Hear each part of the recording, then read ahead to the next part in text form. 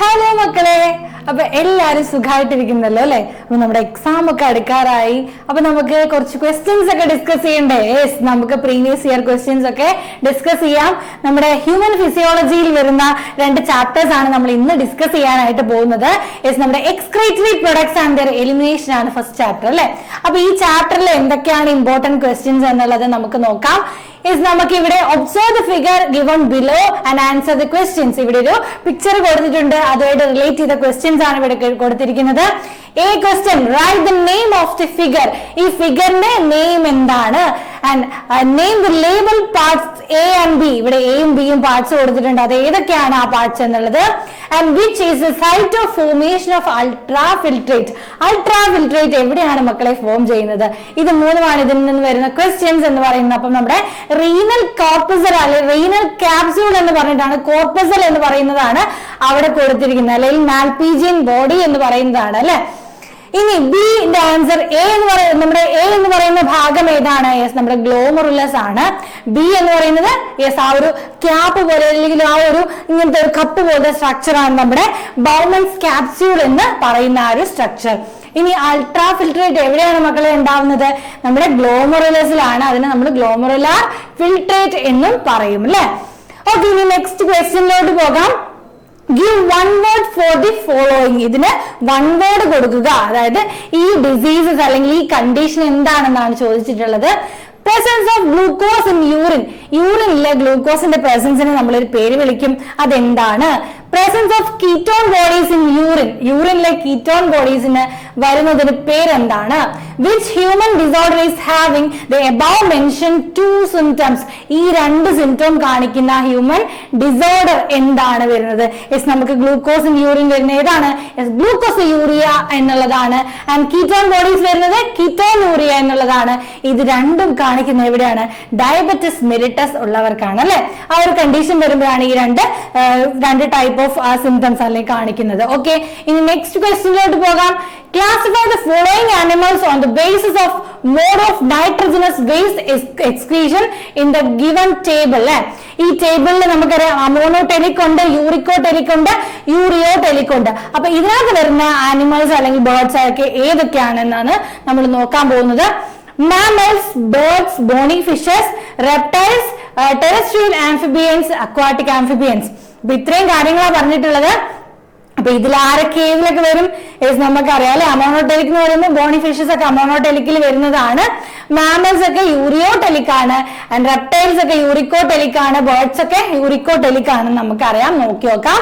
Yes, അമോണോടെലിക്കിൽ വരുന്നത് Boney fishes നമ്മുടെ അമോണോടെലിക്കിൽ വരുന്നു. അക്വാട്ടിക് ആംഫിബിയൻസ് വരുന്നത് അമോണോടെലിക്കിലാണ് കേട്ടോ.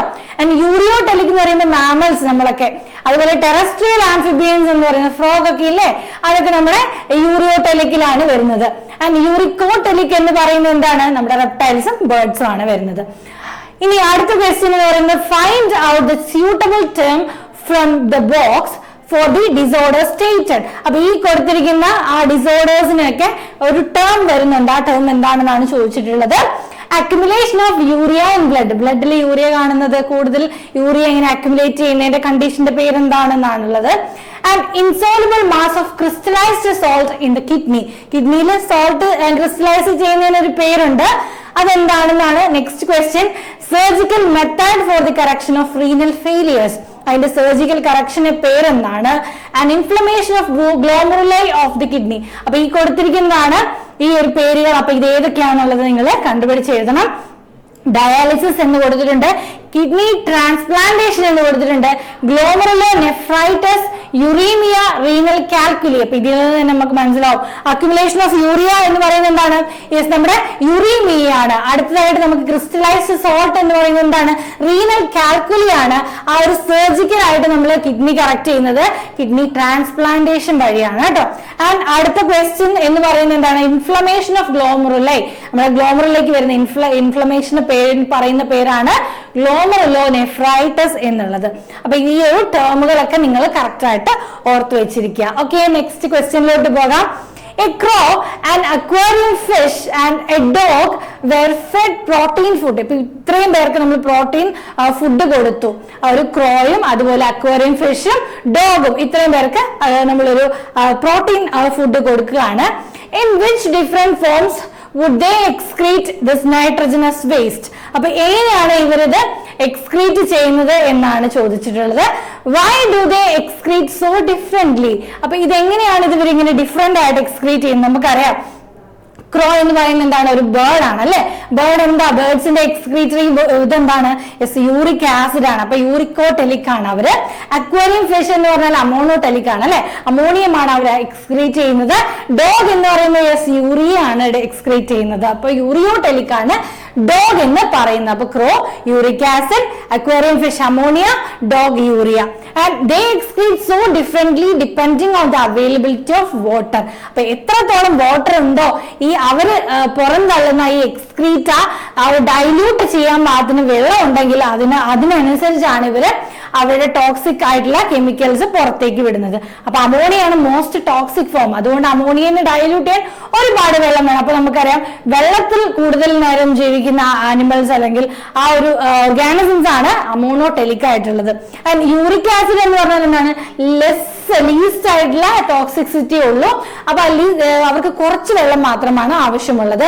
യൂറിയ എന്ന് പറയുന്നത് ഒരു ഇന്റർമീഡിയറ്റ് ആയിട്ടുള്ള ടോക്സിസിറ്റി ആണ് ഉള്ളത്. ഓക്കെ, ഇനി അടുത്ത നമ്മുടെ ചാപ്റ്ററിലോട്ട് പോവാണ്, ലോക്കോമോഷൻ ആൻഡ് മൂവ്മെന്റ്. നമ്മൾ മസിൽസിനെ പറ്റിയും ബോൺസിനെ പറ്റിയൊക്കെ ഡിസ്കസ് ചെയ്യുന്ന ചാപ്റ്റർ ആണ് ഇത്. അപ്പൊ നമുക്ക് അതിൽ നിന്ന് വരുന്ന ക്വസ്റ്റ്യൻസ് എന്തൊക്കെയാണെന്ന് നോക്കാം. യെസ്, ഈ ഒരു പിക്ചർ നമുക്ക് കൊടുത്തിട്ടുണ്ട്. അപ്പൊ ഈ പിക്ചറിൽ എയും ബിയും ഐഡന്റിഫൈ ചെയ്യുക and name the sub unit of A and B. ഇപ്പൊ നമുക്കറിയാം ഇതിനകത്ത് രണ്ട് ടൈപ്പ് മസിൽസിന്റെ പ്രോട്ടീൻസ് ആണല്ലോ അല്ലേ. ഏതൊക്കെയാണ്? രണ്ട് ഫിലമെന്റ്സ്, ആക്ടിനും മയോസിനുമാണ് കൊടുത്തിട്ടുള്ളത്. ഇനി അതിന്റെ സബ് യൂണിറ്റ്സ് ഏതൊക്കെയാണെന്നാണ് എഴുതേണ്ടത്. ഓക്കെ, നമുക്ക് നോക്കാം. ആക്ടിൻ, മയോസിൻ എന്നുള്ളതാണ്. ആക്ടിന്റെ സബ് യൂണിറ്റ്സ് എന്തൊക്കെയാണ്? ഗ്ലോബുലാർ ആക്ടിൻ അല്ലെങ്കിൽ ജി ആക്ടിൻ, ആ ഒരു ഫിലമെന്റസ് ആക്ടിൻ അല്ലെങ്കിൽ എഫ് ആക്ടിൻ. നമുക്ക് നമ്മുടെ മയോസിന്റെ സബ് യൂണിറ്റ്സ് ആണ് ട്രോപ്പോമയോസിൻ, ട്രോപ്പോണിൻ ആൻഡ് നമ്മുടെ മീറോമയോസിൻ എന്ന് പറയുന്നത്. അത് തന്നെ ഹെവി മീറോമയോസിനും ലൈറ്റ് മീറോമയോസിനുമായിട്ടാണുള്ളത്. അപ്പൊ ഇതിനകത്ത് നിങ്ങൾ ഇത്രയും കാര്യങ്ങൾ എഴുതി വെക്കുക കേട്ടോ. ഓക്കെ, നെക്സ്റ്റിലോട്ട് നമ്മൾ പോവാണ്. Name the portion of myofibril between two successive Z lines. രണ്ട് സെഡ് ലൈൻസിന്റെ ഇടയിലുള്ള ആ ഒരു പോർഷനെ നമ്മൾ എന്താണ് വിളിക്കുന്നത് എന്നുള്ളതാണ് ചോദിച്ചിട്ടുള്ളത്. എച്ച് സോൺ ആണോ, സാർക്കോമിയർ ആണോ, ഐ ബാൻഡ് ആണോ, എം ലൈൻ ആണോ? അപ്പൊ ഇതിനകത്ത് നാലെണ്ണത്തിൽ ഏതാണ് വരുന്നത്? യെസ്, നമ്മള് സാർക്കോമിയർ ആണ് വരുന്നത് അല്ലെ. ആ ഒരു യൂണിറ്റിനെ നമ്മൾ സാർക്കോമിയർ എന്നാണ് വിളിക്കുന്നത്. മസിൽസിന്റെ യൂണിറ്റ് ആണ് സാർക്കോമിയർ എന്ന് പറയുന്നത്. Okay, അടുത്ത question. Rewrite the given sentences if there is any mistake in the underline part. അപ്പൊ ഈ അണ്ടർലൈൻ ചെയ്തതിൽ എന്തെങ്കിലും മിസ്റ്റേക്ക് ഉണ്ടെങ്കിൽ നിങ്ങൾക്ക് അത് തിരുത്തി എഴുതാം. നോക്കാം. Cartilage cells are called osteocytes ആണോ മക്കളെ? ഓസ്റ്റിസൈക്കിൾസ് ആണോ, ഓസ്റ്റിയോസൈക്കിൾസ് ആണോ? Bones are rich in calcium salts. Intercalated disc are seen in skeletal muscle.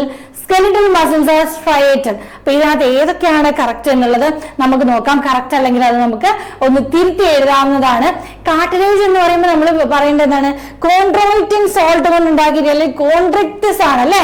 അപ്പം നമ്മുടെ cartilage cells are called chondrocytes ആണ്. ഓക്കെ, ഇനി intercalated disc are seen in the cardiac muscle അല്ലെങ്കിൽ heart മസിലാണ് ഇന്റർകലേറ്റഡ് ഡിസ്ക് നമുക്ക് കാണാനായിട്ട് പറ്റുന്നത്, not and skeletal muscle. Okay, ഇത്രയാണ് അതിനകത്ത് വരുന്ന കറക്ഷൻസ് എന്ന് പറയുന്നത്.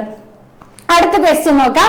The given diagram represent the ultra structure of sarcomere. ആ ഒരു സാർക്കോമിയർ രണ്ട് സെഡ് ലൈൻസിന്റെ ഇടയിലുള്ള ഭാഗമാണ് കൊടുത്തിട്ടുള്ളത്. Carefully study the parts and write the labeled parts A, B, C and D.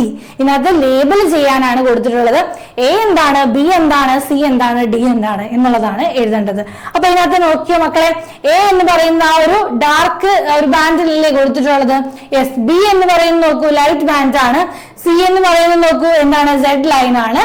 H എന്ന് പറയുന്ന നമ്മുടെ ഡി എന്ന് പറയുന്ന ആ ഒരു സെന്റർ പോർഷൻ ആണ് അല്ലെ. അതായത് എച്ച് സോൺ എന്ന് പറയുന്നതാണ് ഡി എന്ന് പറയുന്നത്. അപ്പൊ എ എന്താണെന്ന് നോക്കിക്കോളൂ.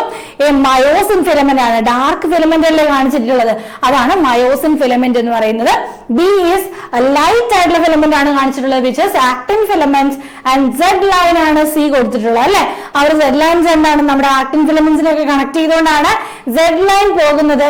ആൻഡ് എച്ച് ബാൻഡ് എന്ന് പറഞ്ഞാൽ where there is no നമ്മുടെ എഫ് ഫിലമെന്റ്സ് അല്ലെ പ്രസന്റ് ആയിട്ടുള്ള ഭാഗമാണ് എച്ച് ബാൻഡ് എന്ന് പറയുന്നത്. ഓക്കെ, നമ്മുടെ ആ ഒരു രണ്ടും കൂടെ ചേരാത്തൊരു ഭാഗമല്ലേ, നമ്മുടെ ആ ഒരു ആക്ടിൻ ഫിലമെന്റ്സിന്റെ ആ ഒരു ഫിലമെന്റ്സ് മാത്രം കാണുന്ന, ലൈറ്റ് ബാൻഡ്സ് മാത്രം കാണുന്ന ആ ഒരു നടുക്കുള്ള പോർഷൻ ആണ് എച്ച് സോൺ എന്ന് പറയുന്നത്. ഓക്കെ, ഇനി നെക്സ്റ്റ് പിക്ചർ അല്ലെങ്കിൽ ഒരു ഫിഗർ കൊടുത്തിട്ടുണ്ട്. ഇത് എന്തിന്റെ ഫിഗർ ആണ് മക്കളെ? നമ്മുടെ ആക്ടിന്റെ ഫിലമെന്റ് ആണ് കൊടുത്തിട്ടുള്ളത് അല്ലെ. അപ്പൊ identify A, B and C എന്ന് പറയുന്നത് ഐഡന്റിഫൈ ചെയ്യുക. അപ്പൊ എ എന്ന് പറയുന്നത് എന്താണ്? ആ ഒരു മുത്തുമണികളിലാണ് കൊടുത്തിരിക്കുന്നത്. ആൻഡ് ബി എന്ന് പറയുന്നത് ആ ഒരു ഗ്ലോബിൽ അല്ലെങ്കിൽ ആ ഒരു ജി ആക്ടിനാണ് അല്ലെ.